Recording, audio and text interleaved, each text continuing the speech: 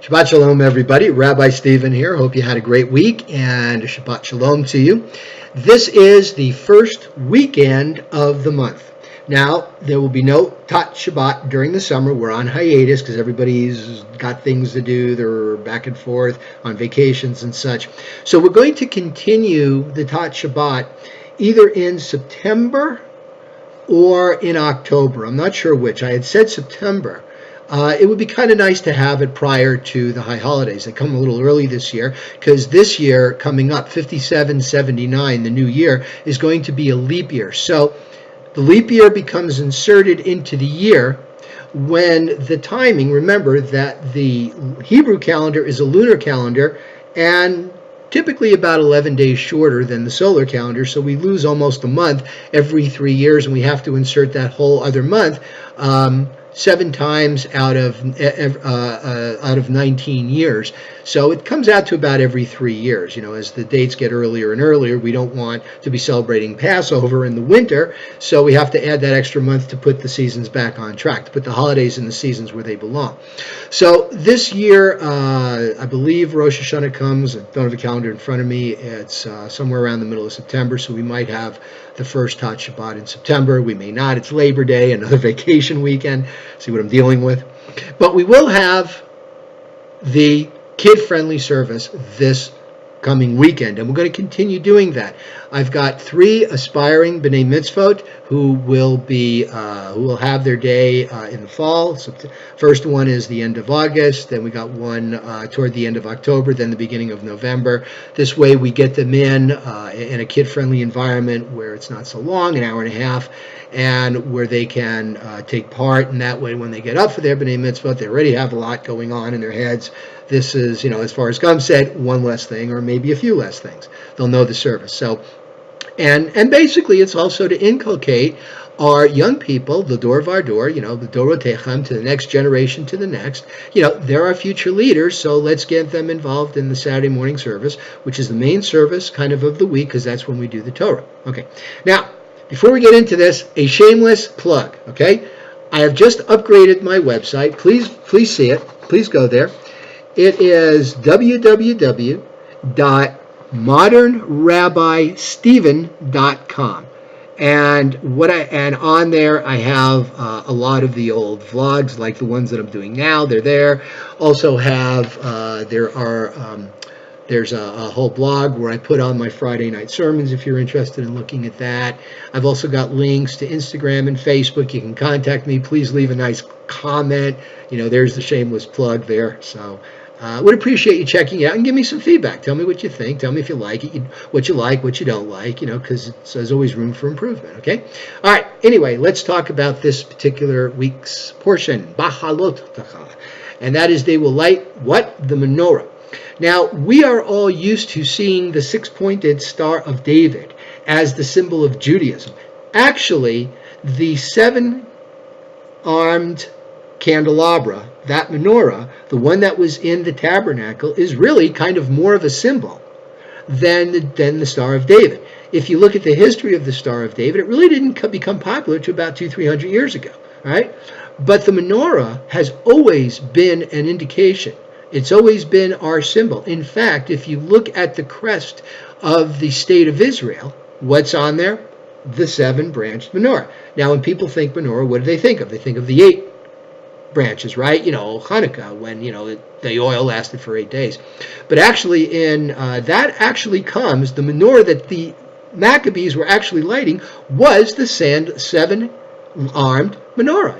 There was no Hanukkah back then, right? It was only after, a couple hundred years after Hanukkah, when the sages made that part of our holidays, made that part of our festivals, that we started lighting the 8-stemmed, the 8-branched menorah, and it became the Hanukkah.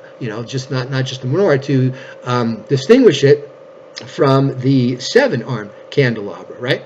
So you got the one in the middle, then you had the 3 stems, the 3 branches on the outside, kind of facing in, okay? And on the right side, that was kind of the spiritual. And on the left side, that was kind of the material. They're all pointed together. What is the one in the middle? You guessed it, the Torah, okay?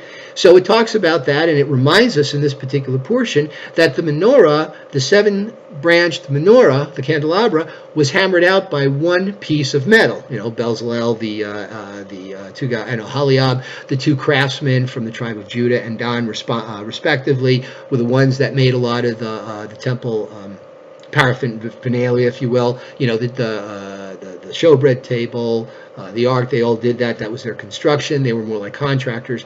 Okay, so they hammered that out of one ingot. Okay, so it discusses that. It discusses the lighting. Okay, then we go on to the second Passover. Now, everybody thinks there's one Pesach, right? The month of Nisan, it talks about that. But then what happened is some people went to Moshe Rabbeinu and they said, look, we couldn't partake in the Passover sacrifice because maybe they were doing the mitzvah of caring for someone who had just died. That made them contaminated for 7 days, and that 7 days may have ran over the day for Passover, for the actual Passover, the 15th of the month of Nisan. So what they said is, okay, we're now instituting Pesach Sheni, the second Passover, and that'll be in the next month, the month of Iyar, and that will be the 15th of that. So for those who missed it because they were doing something like that, because they were ritually contaminated or they had to take a journey or something, now they can do that. Now, all it is really is just the Pesach sacrifice. It's not like you got to do the seven days. All right, there was only Israel back then, so it was only 7 days. Remember. But all they do is the sacrifice. You don't actually go through the whole holiday. All right, so there's that. The next thing is something that unfortunately sets the stage for a lot of the book of Numbers. You start to see grumbling, and it's also the start of, there's a couple of rebellions that happen in the book of Numbers.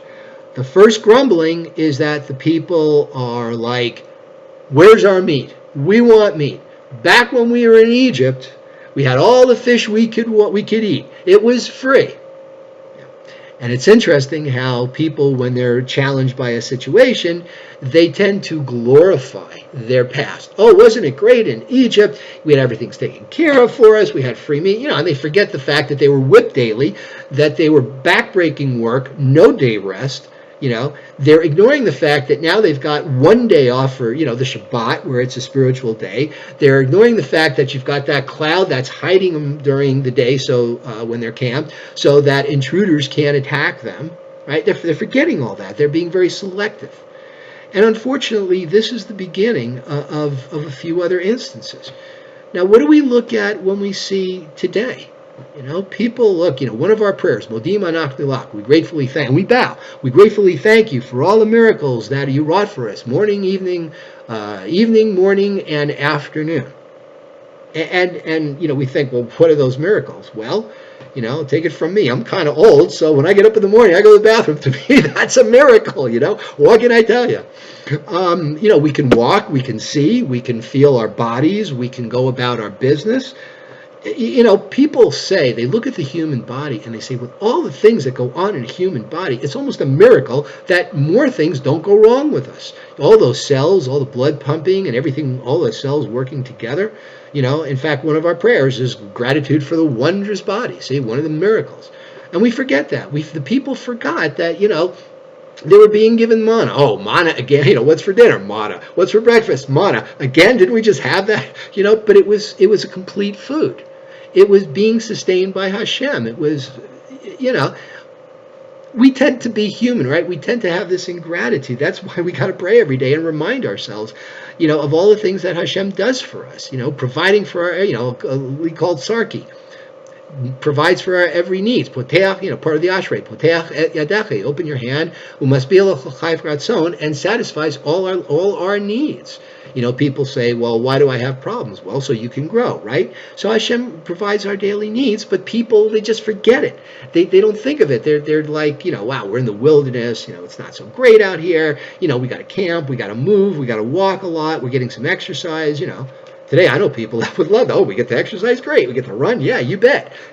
Work off some of that food. But back then, they were just looking at the other side. They were grumbling. And unfortunately, this sets the stage. This particular chapter comes before the idea of Miriam. All right, so what happens? Well, Hashem sent him meat, and it was kind of a last meal. Sent him the quail again, and it was kind of a last meal, because after that, bam, no more people. Well, not everybody, but just the few grumbling ones, okay? So let's put that to the side for a minute. The next thing that happens was Miriam. Miriam, Moses' older sister.